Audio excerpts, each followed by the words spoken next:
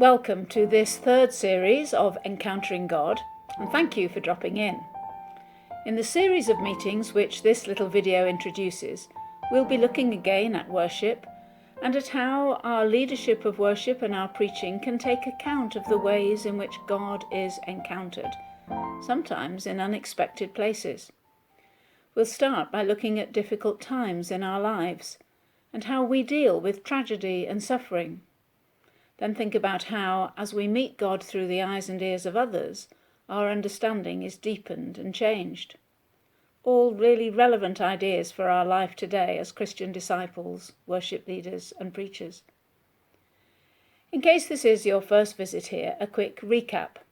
We are a team of 11 people from Scotland and Shetland, all involved in different ways in training worship leaders and local preachers. Over the next few months, we'll be offering a series of Zoom meetings focusing on the material presented in the Methodist Connectional Training course, Worship, Leading and Preaching.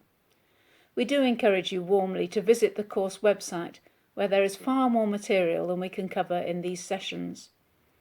You can find the course online by going to elearning.methodist.org.uk.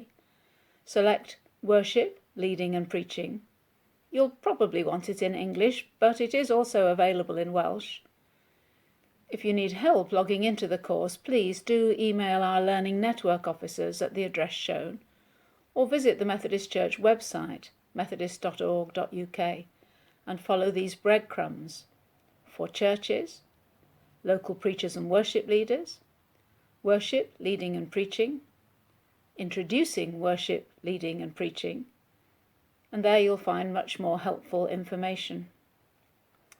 Once you manage to get into the course, you'll see that there are 8 modules altogether. Following our previous 2 series, which have dipped into modules 2 and 3, this series will be drawing on module 4, Encountering God in Unexpected Places. There are 3 sections to this: Encountering God in Difficult Times, Encountering God through the eyes and ears of others, then, to finish, a focus on reflective practice and continuing development. The dates of the Zoom meetings are on the screen now, along with information about registering for the course. Do come along if you can. The 90-minute sessions are a mixture of worship, presentation and small group discussion, and all are welcome. You don't have to be in training as a preacher or worship leader.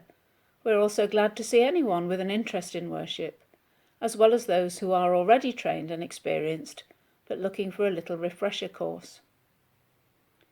If you can't make Saturday mornings, all is not lost. We record the presentations from the sessions, and these will be available on this channel shortly after the sessions have taken place, so you can catch up there. You may also like to use the video in a small group setting to think more about worship and our life of discipleship. This little introductory video aims to give you the background information and to start us thinking about what the sessions will cover. As we consider encountering God in difficult times, we recognise that there are times in our lives when we find it difficult to offer exuberant praise to God and may feel that church is not a good place to be. Are we sometimes made to feel that there are emotions which are inappropriate in church? We want to hold on to the aspiration that church can be a community of honesty. So, over the next few weeks, before our sessions begin on the 30th of September, you may like to look out for honesty in church, or the lack of it, and bring some thoughts to the first session. Helen will be sharing some thoughts about honesty in church shortly, but we begin with a Bible passage read by Anne, which makes it clear that Paul's life was not always a bundle of laughs. We hear 2 Corinthians chapter 6, verses 2 to 10. See, now is the acceptable time. See, now is the day of salvation. We are putting no obstacle in anyone's way, so that no fault may be found with our ministry. But as servants of God, we have commended ourselves in every way, through great endurance, in afflictions, hardships, calamities, beatings, imprisonments, riots, labours, sleepless nights, hunger. By purity, knowledge, patience, kindness, holiness of spirit, genuine love, truthful speech, and the power of God, with the weapons of righteousness for the right hand and for the left, in honour and dishonour, in ill repute and good repute. We are treated as impostors, and yet are true, as unknown, and yet are well known, as dying, and see, we are alive, as punished, and yet not killed, as sorrowful, yet always rejoicing, as poor, yet making many rich, as having nothing, yet possessing everything. I want our churches to be places where we are honest in worship and with each other. I want us to be able to come and celebrate together as we share the joys, weep together in our sorrows, rage together at the injustices of the world, dream together of what might be. I want it to be okay to cry in church and to dance. I want us to be able to come to God just as we are and to share that honesty with one another as we worship as a community. And yet, as the person often stood at the front, I sometimes wonder how honest I'm able to be in worship. I'm conscious that as leaders of worship, ours is a precious task to create a space in which hopefully others can be honest with God. But I wonder whether that means that we sometimes have to leave something of ourselves behind, or at least deep inside. Because if I bear my honest self before a congregation every week, that makes it more about me and less about God. And yet I'm a human being. I'm part of those worshipping communities. And if I don't model honesty before God, then how can I expect others to open themselves in worship? I'm not sure where the balance lies. I've known the shared joy of congregations as I've announced pregnancies and then later brought my babies along to meet them.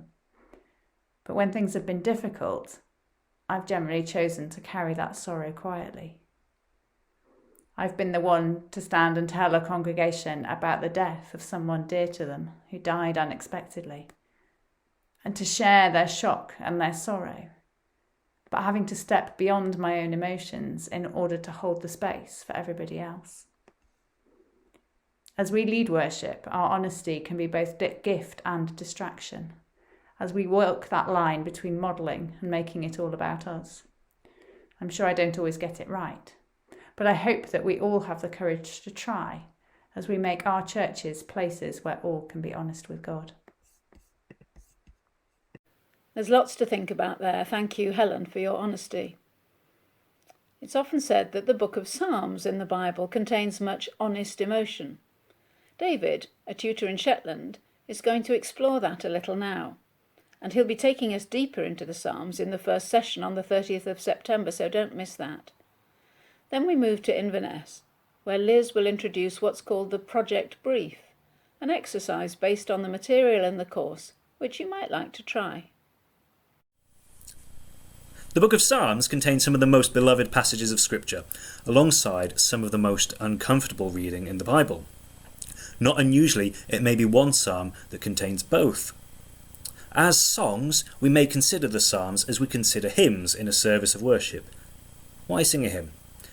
For the congregation to, as one, declare what is doctrinally correct and thus step into and learn what good doctrine is.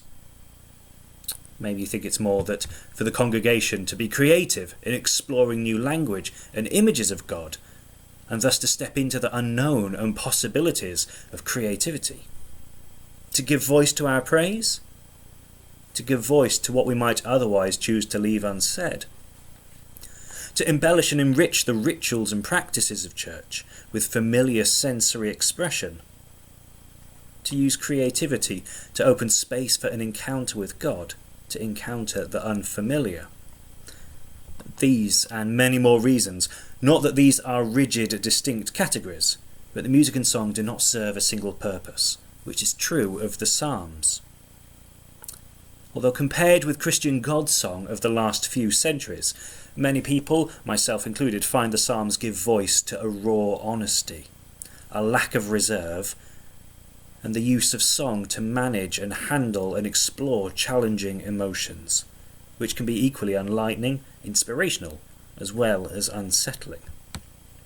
In joy and in sorrow, in praise and lament, the authors of the Psalms wear their hearts on their sleeves a lot more than comes naturally to me. Their open honesty is a gift to us, as well as a challenge. Show favour to me, Lord, for my strength fails. I am wearied with moaning. All night long my pillow is wet with tears. Arise, Lord, in your anger. My God, who ordered justice to be done, awake. Even were I to walk through a valley of deepest darkness, I should fear no harm, for you are with me. I have eaten ashes for bread, and mingled tears with my drink.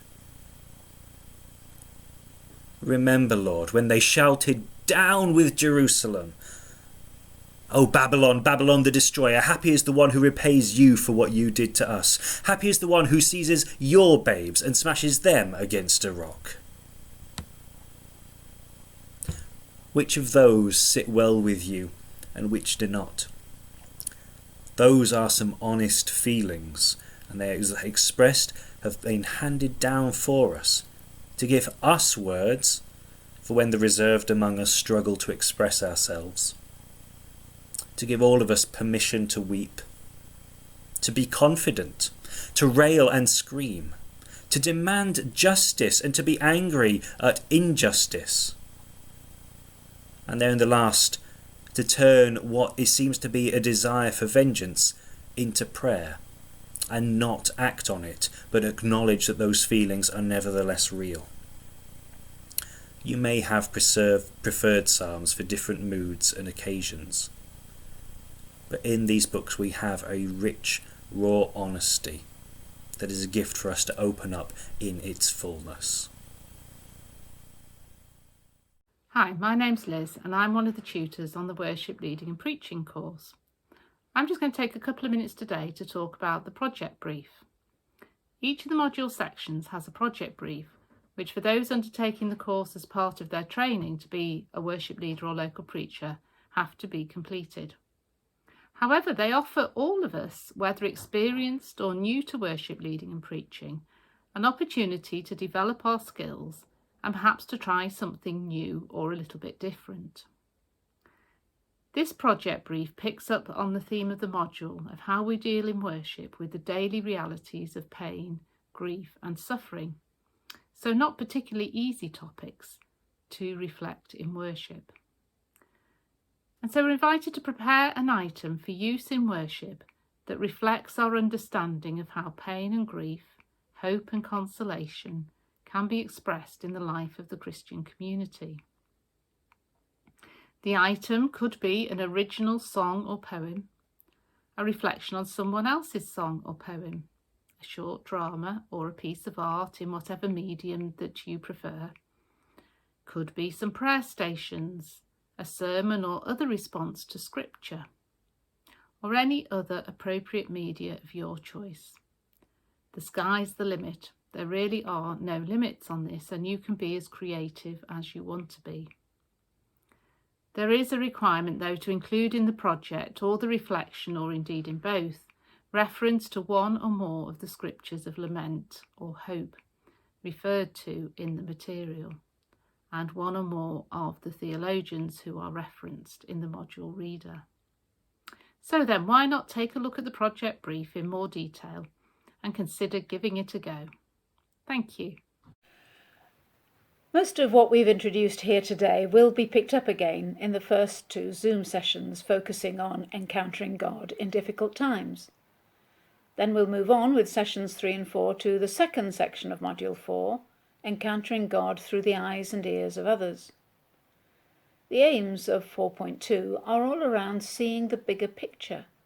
How does the Methodist Church in Britain fit into a larger ecumenical context and into a context of world Methodism? How does it relate to other faiths? These questions will lead us to consider difference and diversity both within Methodism and out with it. How do other people encounter God, and what can we learn from that? All this will, in turn, help us to see what are the distinctive charisms of the Methodist Church. The final session of this series will focus on reflective practice and continuing development. That will be an opportunity for each of us to think about our own involvement in and contribution to the worshipping life of the Church, and to open ourselves afresh to the call of God. What are our own particular gifts and needs, and how might they be offered and met? Thank you for watching this video, and do think about coming along to the series. You will be most welcome. It helps if you register so that we can send you the links and keep in touch. The dates of the sessions will be back on the screen shortly, along with a registration link. I hope to see you on the 30th of September. Perhaps, for you, now is the acceptable time.